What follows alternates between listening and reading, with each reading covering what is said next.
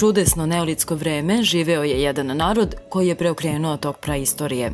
Narod koji je milenijumima pre nove ere uspeo da postane najznačajnija kultura u Evropi. Kultura koja je postojala tako davno, a koja je uspostavila temelje evropske vrednosti. Centar te kulture bio je u Vinči, na samo 14 km od Beograda.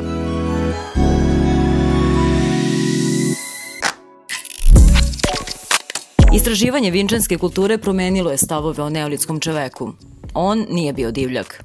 On je bio urbani građanin sa visokom kulturom stanovanja. Vinčanski čovek začetnik je metalurgije. Vinčani su bili prvi trgovci, prvi svetski putnici, prvi rudari. U vinčanskom društvu cenjeno je znanje, kreativnost, preduzimljivost i tolerancija. Slavili su život, a ne smrt. Sve ovo obezbedilo im je najtrajniji mir u čitavoj istoriji, čak 1000 godina. Kada je nastao rat, nestala je i vinčanska kultura. Njihove praistorijske vrednosti naš su današnji san. Mi smo ono u što je njih vreme pretvorilo, oni su ono čemu mi težimo da se vratimo.